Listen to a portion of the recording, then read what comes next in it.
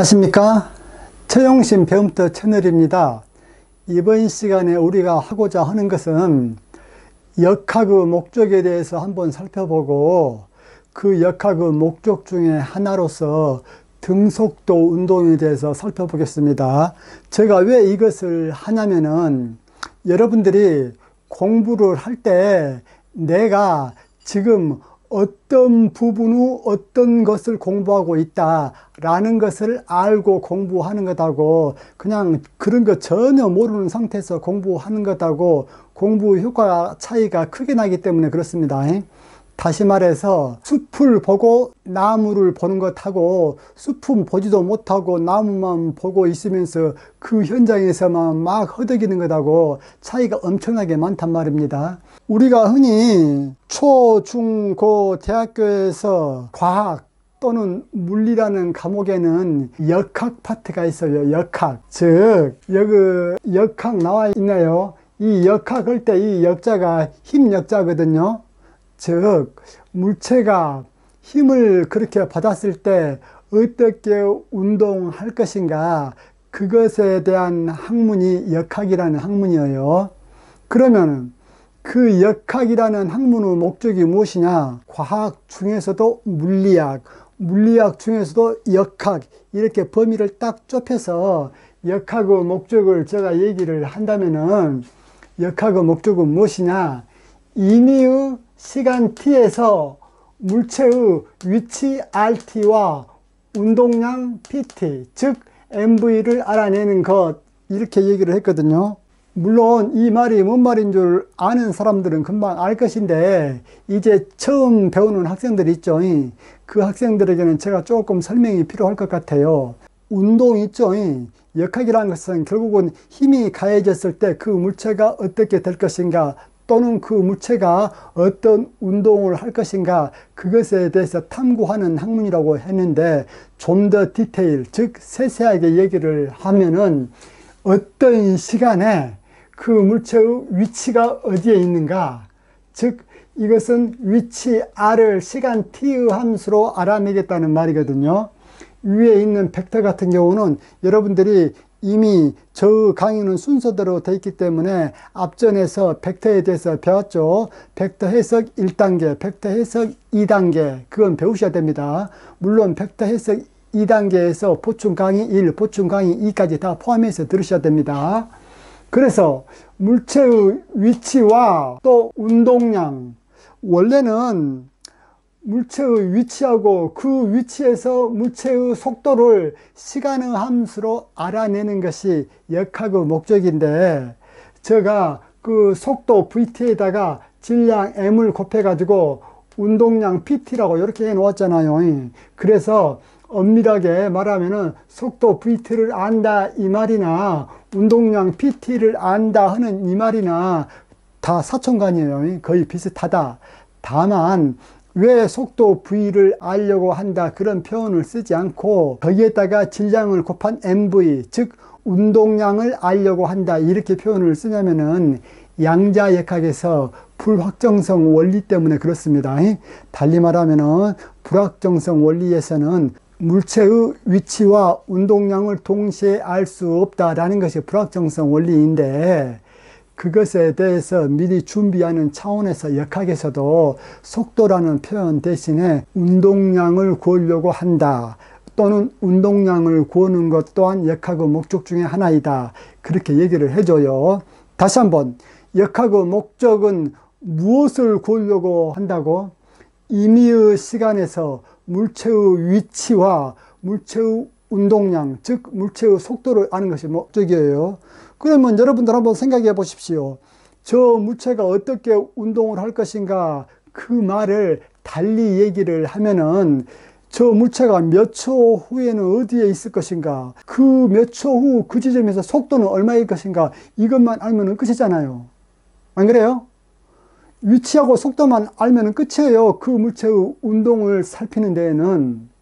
여러분들이 물체의 운동을 살핀다고 할 적에 그 두 가지 말고 다른 것은 별로 궁금한 게 없어요. 그 두 가지만 알면은 그 어떤 것도 다 알아낼 수가 있어요. 그 물체의 운동에 대해서는. 그래서 역학의 목적인 위치와 속도를 구해내기 위해서 앞으로 저와 함께 역학이라는 공부를 쭉 재미있게 해 나갈 거예요. 재미있게. 여러분들이 결단코 막 지루하거나 그렇게는 수업을 하지 않고 재미있게 해 나갈 거니까, 그러면은 우리가 먼저는 자기가 서 있는 좌표를 알아야 되잖아요. 즉 나무와 숲과의 관계를 알아야 되잖아요. 그렇기 때문에 물체의 운동을 다룸에 있어서 그 물체의 어떤 부분을 지금 다루고 있는가, 그것에 대해서 알아보도록 합시다. 더 정확하게 말하면은 물체의 운동 상태를 한번 분류해 보자 그 말이에요. 먼저 여러분들 중학교 1학년 때 이런 거 하나 배웠죠. A라는 집합하고 A라는 집합의 여집합하고 합집합을 해 놓으면 어떻게 되어집니까? 전체 집합이 되어지죠. 즉 이렇게 되어지죠. A라는 집합하고 A라는 집합의 여집합하고 이 두 개를 합쳐 놓으면 결국은 뭐이 된다고? 전체 집합 U가 되어지죠. 이것은 합집합 기호예요. 마찬가지로 어떤 것을 분류를 할 적에는 분류시켜 놓고 쉽게 그 물체를 다루어 나가려고 분류를 하는 거예요. 분류 목적이 뭐이라고? 분류를 해가지고 쉽게 어떠한 물체 또는 어떠한 사건, 어떠한 주제, 그것을 쉽게 해결해 나가려고 분류를 한단 말입니다. 그러면은 우리가 지금 물체의 운동 상태를 분류하려고 하는데 차근차근 한번 봅시다. 물체의 상태는 커다랗게 정지 상태와 정지 상태가 아닌 운동 상태, 이렇게 구분할 수 있죠. 모든 물체의 상태가 이 둘 중에 하나에 포함이 되어지죠.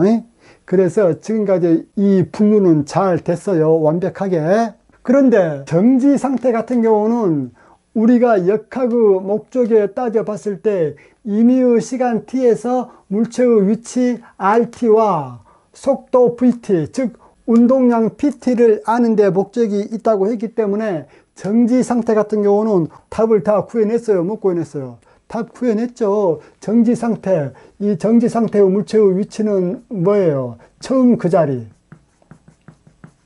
처음 그 자리 그대로 있죠.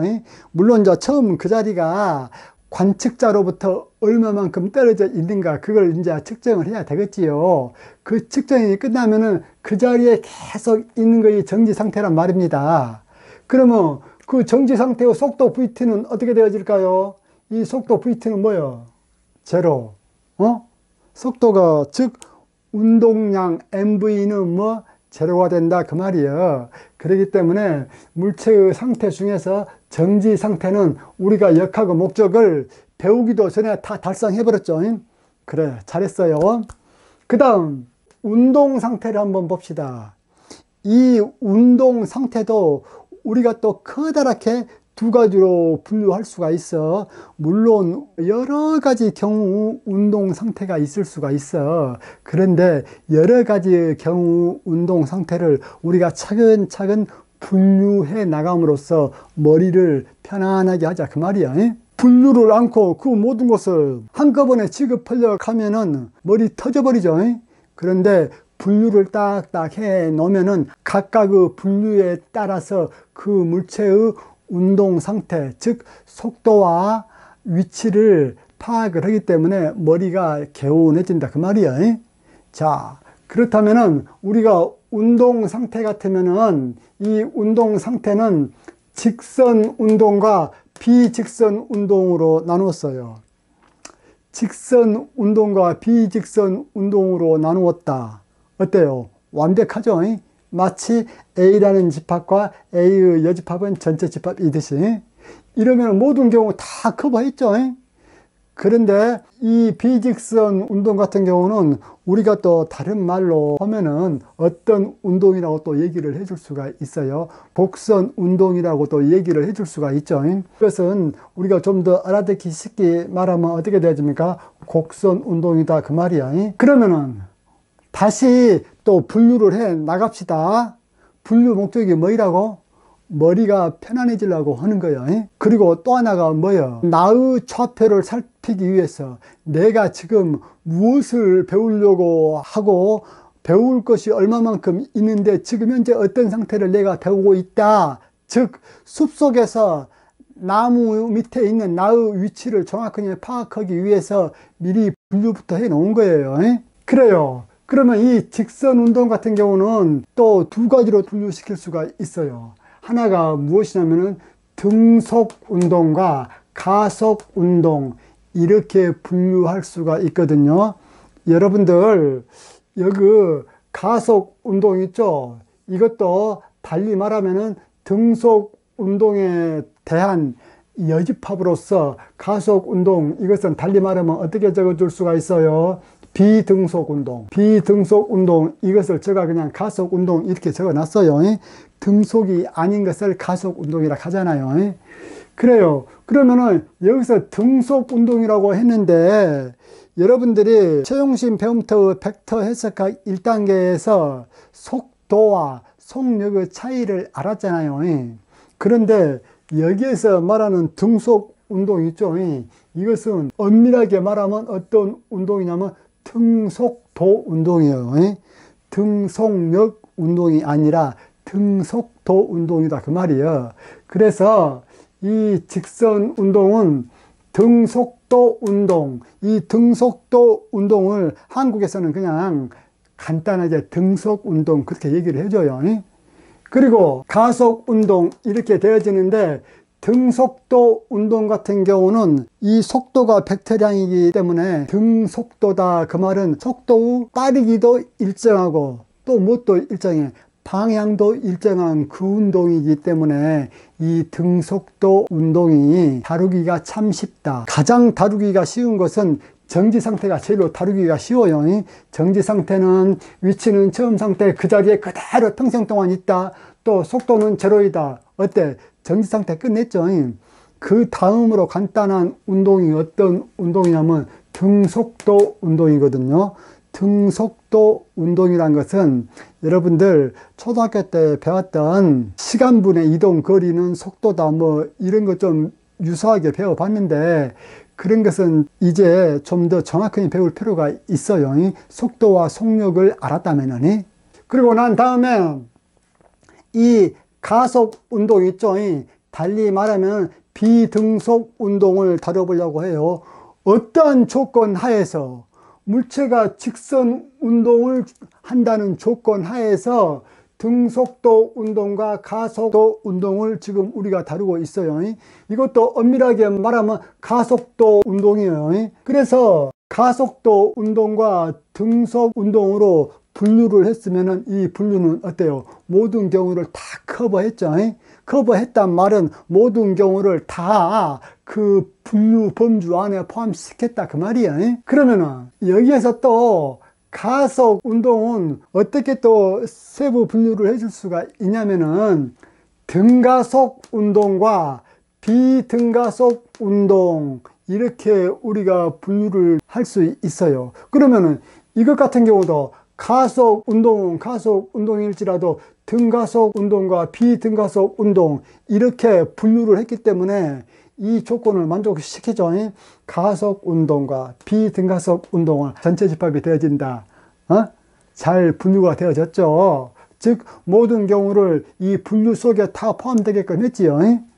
그래가지고 이 등속도 운동이 끝나고 난 다음에 우리가 배우려고 한 것이 드디어 등가속 운동이에요.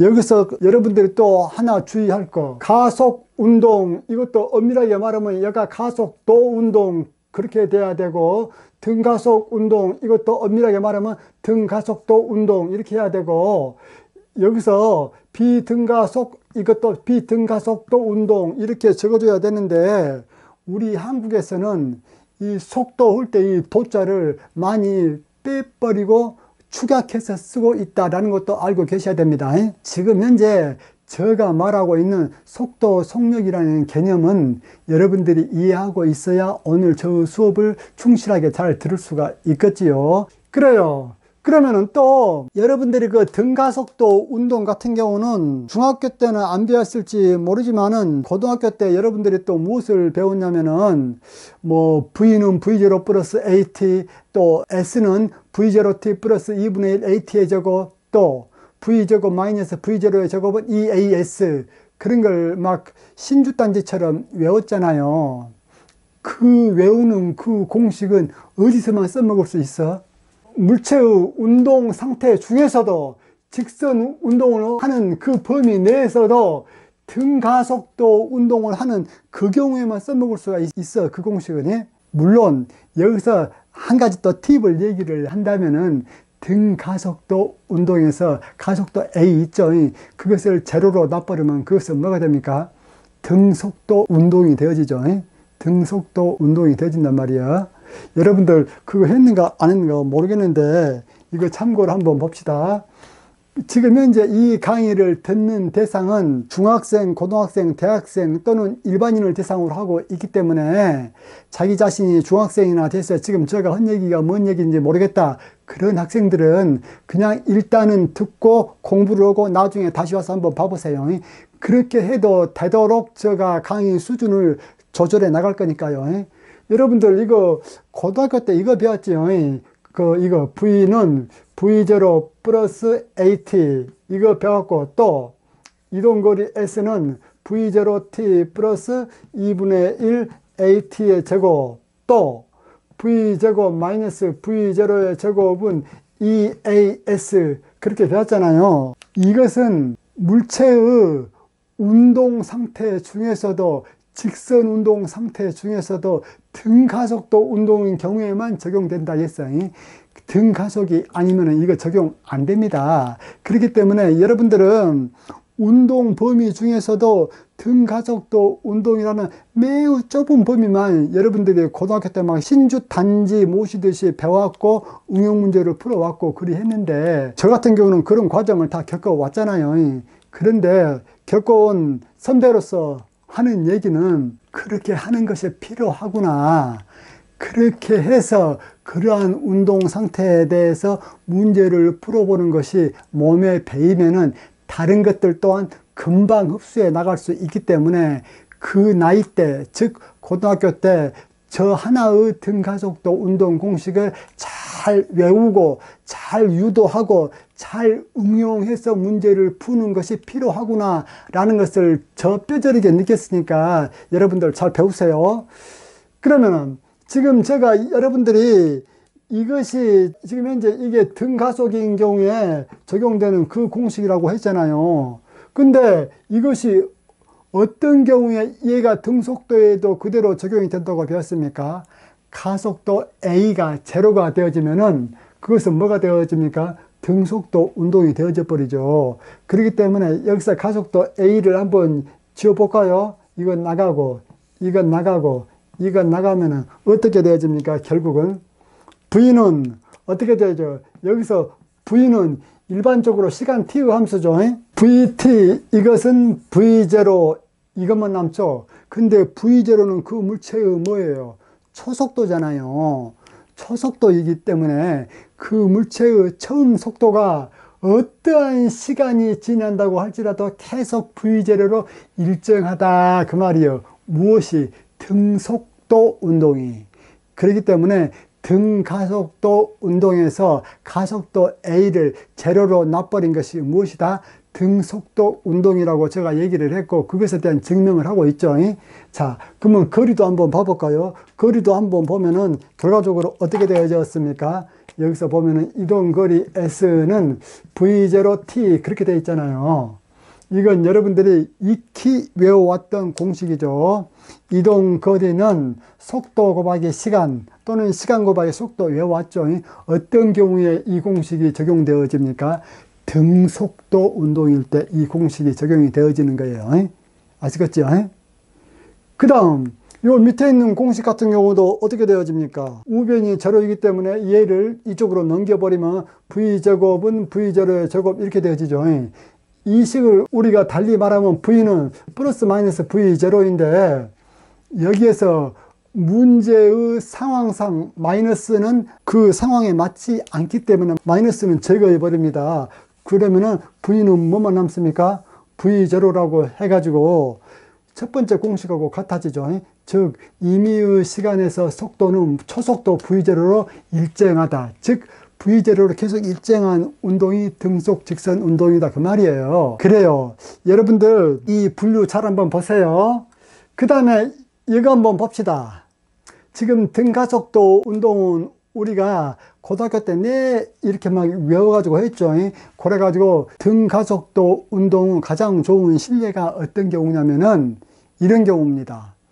지구상에서는 지구 중력 가속도가 지 표면하고 가까운 곳에서는 대략 9.8m/s 제곱으로 일정하다고 볼 수가 있어요. 그러한 지구 중력 가속도 영향 하에서 물체를 수직하게 낙하시켰다. 그러면 그 물체는 가속도 A는 9.8m/s 제곱으로 일정한 직선상에서 등가속도 운동을 하게 됩니다. 그래, 그러면은 비등가속 운동을 한번 볼까? 비등가속 운동은 드디어 가속도가 어때? 일정하지 않다는 얘기잖아요. 그렇기 때문에 여기서는 가속도가 일정하지 않아. 가속도가 일정하지 않으면서 직선상을 운동하는 그러한 경우를 우리가 살펴봐야 되겠지요. 그런데 가속도가 일정하지 않으면서 직선상을 운동하는 그러한 물체 같은 경우는 우리가 또 두 가지로 커다랗게 또 분류해 볼 수가 있어. 그런 물체의 운동은 어떻게 또 두 가지로 커다랗게 분류시킬 수 있느냐? 바로 주기 운동과 비주기 운동으로 나눌 수가 있습니다. 이것도 어때요? 이게 A집합이라면 이것은 비주기는 A 여집합이니까 모든 것 다 포괄하고 있지요. 이 분류가. 그래서 주기 운동 같은 경우는 무엇이고 비주기 운동 같은 경우는 무엇이냐? 주기 운동이란 것은 똑같은 운동을 계속 반복하는 것을 주기 운동이라고 해요.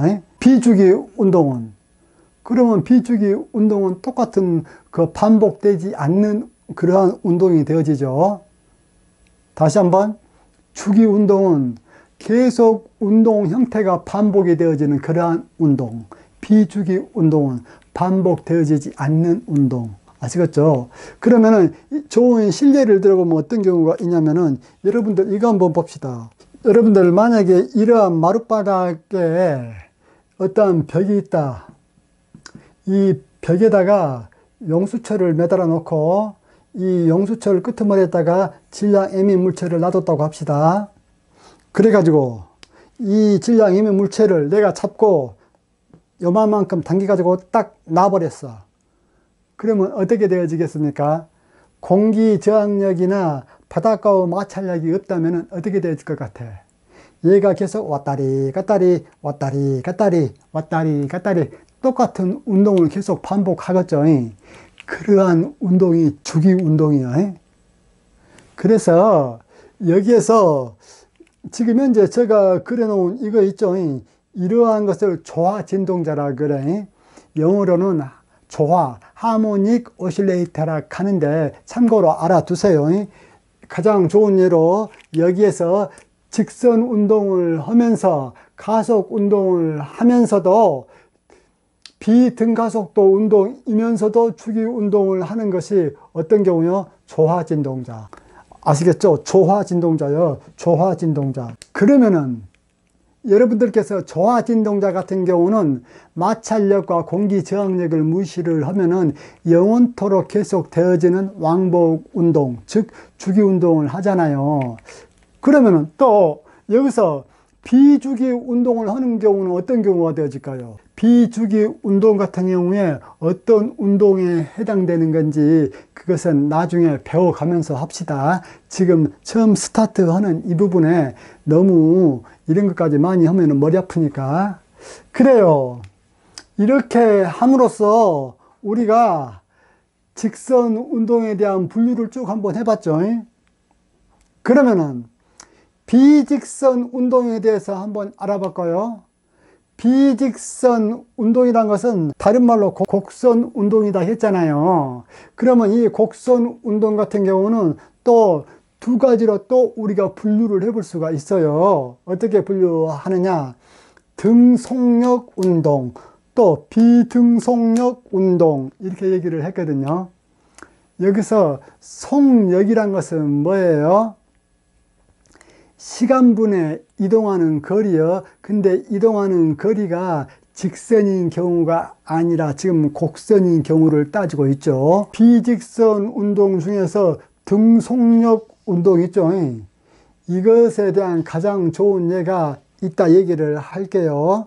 또 비등속력 운동이 있어요. 그러면은 과연 어떤 경우가 이런 경우가 있겠는가? 그것에 대해서 한번 얘기를 한번 해볼게요. 여러분들 한번 생각해 보세요. 어떤 경우가 곡선 운동을 하면서도 빠르기, 즉 속력이 일정한 운동은 어떤 운동이 되겠는가? 대충 알 수 있죠? 자, 질량 M인 물체에다가 C를 매달아서 이것을 C이라고 하고 이 끝부분을 질량 M인 물체라고 하자. 그래가지고 내가 이렇게 뺑뺑 돌리면 어때요? 일정하게 뺑뺑 돌리면 어때요? 분명히 얘는 곡선 운동을 하고 있죠. 곡선 운동을 하고 있으면서도 내가 돌려주는 일정하면은 어때요? 등속력 운동이 되어지겠죠. 그리고 그 운동도 내가 계속 이렇게 돌려주면은 주기 운동이 되어지겠죠. 똑같은 운동을 반복하잖아요. 그렇죠. 그 다음에 비등속력 운동, 즉 비직선 운동을 하면서도 속력이 일정하지 않는 운동, 이러한 것은 어떤 운동이 있겠어요, 여러분들? 이미 고등학교 과정을 배운 대학생들은 다 알겠지만은 안 배운 중학생들이나 이제 고등학교 막 입학한 학생들은 참고로 들어보세요. 비등속력 운동 같은 경우는 여러 가지 많지만 그 중에 대표적인 거 한 가지만 꼽으라 하면 어떤 경우냐면 포물선 운동이에요. 포물선 운동. 포물선 운동이라는 것은 무엇이냐면은 지구상에서 물체를 비스듬하게 던졌을 때 그 물체가 어떤 운동을 하든가요? 이런 식으로 운동을 하죠. 지구상에서 이러한 운동을 하는 그 운동을 포물선 운동이라고 해요. 그렇기 때문에 분수대 있죠. 분수대에서 물을 딱 한번 내뿜어 놓으면 그 물이 어떤 운동을 하든가요? 이런 식으로 포물선 운동하죠. 그 포물선 운동은 어때요? 딱 한번 떨어졌다 하면은 더 이상 운동하지 않기 때문에 주기 운동 아니야. 비주기 운동이에요. 이러한 포물선 운동은 또 속도가 어때요? 막 발사될 때는 빠르다가 점점 느려지죠. 그러다가 또 떨어지면서 빨라지죠. 그렇기 때문에 속력도 일정해 안 해? 일정하지 않잖아요. 그렇기 때문에 비등속력 운동 가장 좋은 예로는 어떤 경우가 있다? 포물선 운동. 그래. 그리고 등속력 운동은 어떤 경우가 있다? 등속 원운동. 여기서 또 여러분들 또 헷갈리지 말아야 될 것이 등속 원운동 할 적에 여기서 등속이라고 한 것은 등속도 원운동이 아니고 등속력 원운동이에요. 우리 한국말 그때그때마다 잘 알아야 돼요. 등속 원운동 할 적에는 등속도 원운동이 아니고 뭐야? 등속력 원운동이야. 등속도라면 곡선 운동 할 수 있어 없어? 없어. 등속도라면은 크기도 일정하게 해야 되고 방향도 일정해야 되기 때문에 도저히 방향이 이렇게 뺑 바뀌는 그러한 등속도 운동은 없어요. 그래서 등속력 운동으로서 등속 원운동이 있는데 이 등속 원운동을 말을 다 풀어서 해쳐서 보면은 등속력 원운동이다 그 말이에요. 그래서 어떠한 운동 상태가 최종적으로 정해주면은 그 운동 상태를 어떤 상태로 우리가 분류해 볼 수가 있냐면은 그 물체가 그 상태를 계속 지속적으로 반복하냐 안 하냐 그렇게 분류해 볼 수가 있어요. 그래서 직선 운동이든 비직선 운동이든 최후로 가서는 그것이 주기 운동이냐 비주기 운동이냐, 여기서도 주기 운동이냐 비주기 운동이냐 이렇게 나눠볼 수가 있다 그 말이에요. 그래요. 여러분들 이 공부가 중요한 목적은 여러분으로 하여금 물리학 공부함에 있어서 자기 자신의 좌표를 확인을 하고 또 절대로 뭐냐 그 풀죽지 말고 공부를 하라고 하는 의미에서 이렇게 분류를 해준 거예요. 왜 제가 또 이렇게 분류를 하냐면은 고등학교 때나 대학교 때 그렇게 보면은 내가 지금 이 삼라만상 운동 중에서 무엇을 다루고 있는 건지, 내가 지금 무엇을 공부를 하고 있는지 그걸 도대체가 몰라가지고, 그러면 이것만 배우면 끝인가? 그러면 또 다른 것은 없는가? 그러한 의구심이 막 들면서 좀 좌절된 경험이 있었기 때문에 제가 여러분들에게 공부를 시작하기 전에 미리 운동에 대한 분류 및 역학의 목적을 얘기를 해주고 있어요. 아시겠죠? 그래요. 강의를 잘 들으셨다면 좋아요, 구독 클릭해 주시면 좋겠고, 다음 시간으로 등속 운동과 등가속도 운동을 한꺼번에 하도록 하겠습니다. 예, 수고하셨습니다. 이상입니다.